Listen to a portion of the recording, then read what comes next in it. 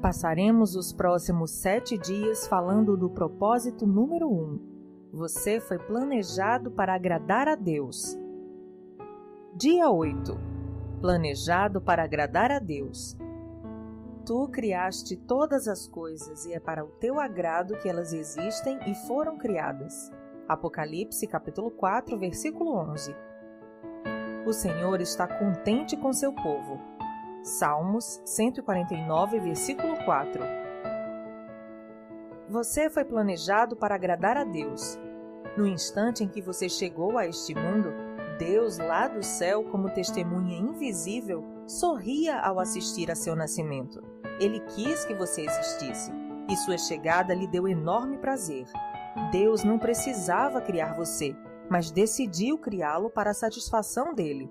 Você existe para benefício, glória, propósito e prazer de Deus. Dar satisfação e viver para o prazer de Deus é o primeiro propósito de sua vida.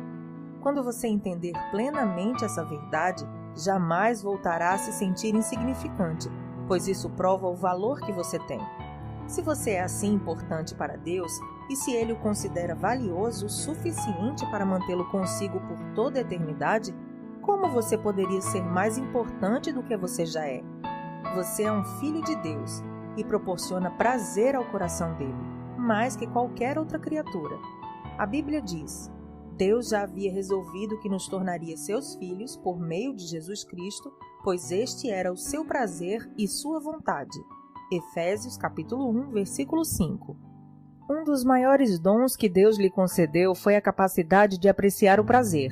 Ele o criou com 5 sentidos e emoções para que você pudesse experimentar essa sensação. Ele deseja que você aprecie a vida, não que apenas a suporte.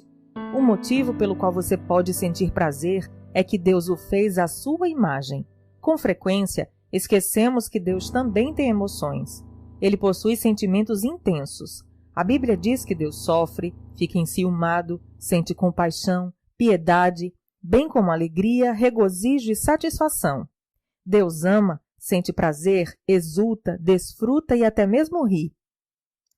Dar prazer a Deus é o que se chama adorar. A Bíblia diz: o Senhor se agrada somente daqueles que o adoram e confiam em seu amor. Salmos 147, versículo 11. Qualquer atitude sua que agrade a Deus é um ato de adoração. Como diamante, a adoração apresenta várias facetas. Seriam necessários vários livros para abordar tudo o que precisamos compreender a respeito da adoração, mas nesta sessão estudaremos seus aspectos principais. Os antropólogos perceberam que a adoração é o impulso universal estabelecido por Deus na estrutura de nosso ser, uma necessidade intrínseca de nos ligarmos a Ele. Adorar é tão natural quanto comer e respirar. Quando não conseguimos adorá-lo, achamos um substituto, ainda que no fim sejamos nós mesmos. A razão pelo qual o Senhor nos fez com esse desejo é que Ele anseia por adoradores. Jesus disse que o Pai procura adoradores. Isso está em João, capítulo 4, versículo 23. Dependendo de sua formação religiosa, pode ser que você precise ampliar sua compreensão do termo adorar. Você talvez vincule essa palavra a cultos na igreja em que haja cânticos, orações e pregação. Ou visualize um cerimonial com velas e ceia. Ou imagine curas, milagres e experiências arrebatadoras. A adoração pode incluir esses elementos, porém vai muito além dessas manifestações. Adorar é um estilo de vida. Adoração é muito mais que música. Para muitos, adorar é apenas sinônimo de música. Eles dizem: em nossa igreja temos primeiro a adoração e depois a pregação. Este é um grande mal-entendido. Todos os momentos do culto são um ato de adoração.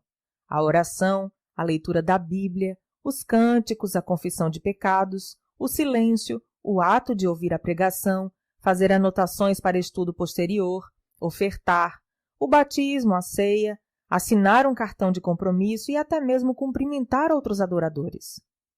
Na verdade, a adoração é anterior à música. Adão adorou no Jardim do Éden, mas não há nenhuma menção à música até Gênesis capítulo 4, versículo 21, com o nascimento de Jubal. Se a adoração fosse somente música, então os que nunca se utilizaram da música jamais adoraram. Adoração é muito mais que música. Mais grave é quando se utiliza o termo adoração em alusão a um estilo musical específico. Primeiro cantamos um hino, depois uma canção de louvor e adoração. Ou, gosto das canções de louvor mais rápidas, porém prefiro as canções de adoração mais lentas.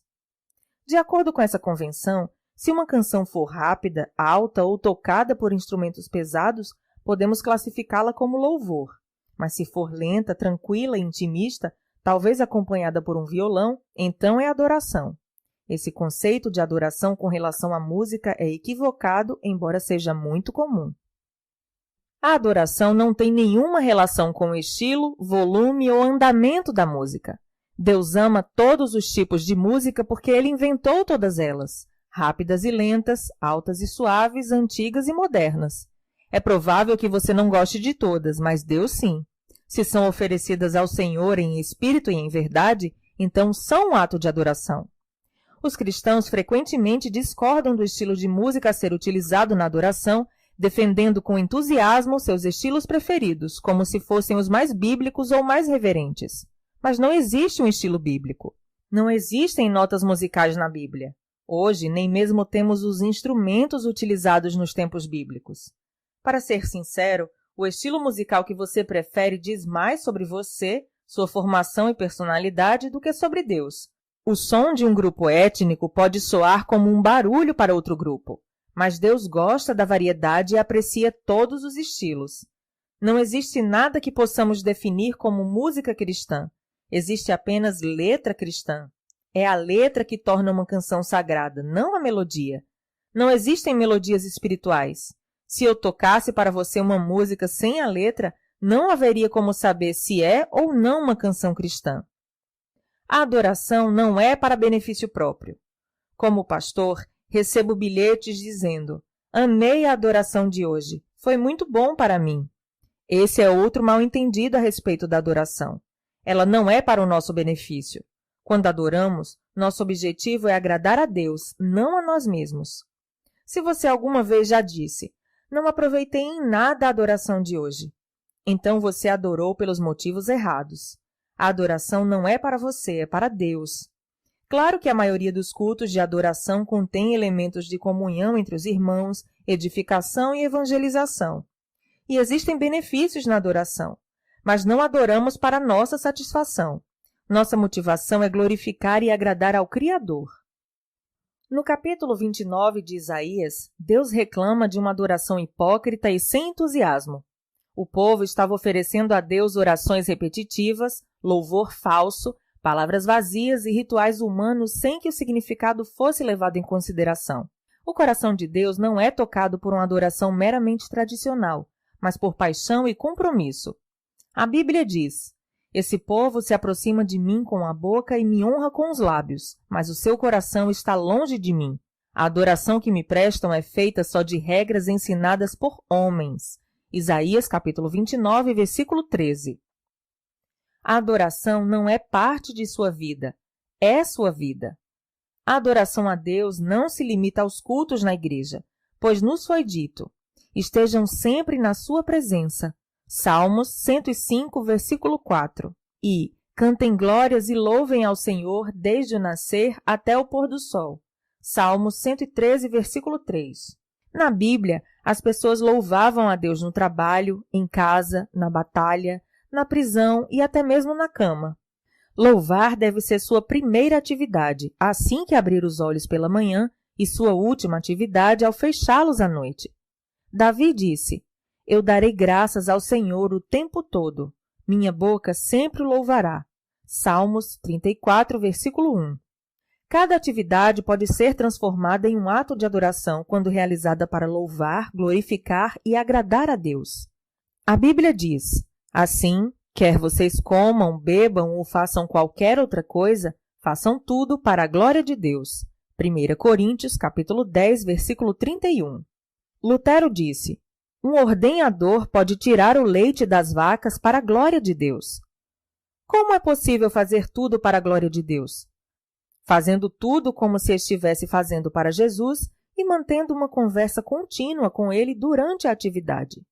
A Bíblia diz: Tudo o que fizerem, façam de todo o coração como para o Senhor e não para homens. Colossenses capítulo 3, versículo 23.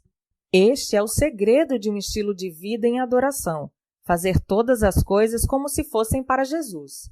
A Bíblia diz: portanto, com a ajuda de Deus, quero que vocês façam o seguinte: entreguem a vida cotidiana, dormir, comer, trabalhar, passear, a Deus como se fosse uma oferta. Romanos capítulo 12, versículo 1. O trabalho torna-se adoração quando você o dedica a Deus e o realiza consciente de sua presença. Logo que me apaixonei por minha esposa, pensava nela o tempo todo, no café da manhã, dirigindo para a escola, assistindo às aulas, na fila do supermercado, abastecendo o carro. Eu não conseguia parar de pensar nessa mulher. Constantemente falava comigo mesmo a respeito dela e ficava pensando nas coisas que eu mais amava nela. Isso me fazia sentir perto de Kay, mesmo quando estávamos separados por vários quilômetros e frequentávamos faculdades diferentes. Pensando nela constantemente, eu estava permanecendo no seu amor. A verdadeira adoração reside nisto: apaixonar-se por Jesus. Dia 8. Pensando sobre o meu propósito de vida. Tema para reflexão: fui planejado para agradar a Deus. Versículo para memorizar: o Senhor está contente com seu povo. Salmos 149, versículo 4. Pergunta para meditar: que tarefa simples eu poderia começar a fazer como se fosse diretamente para Jesus? Até o próximo áudio.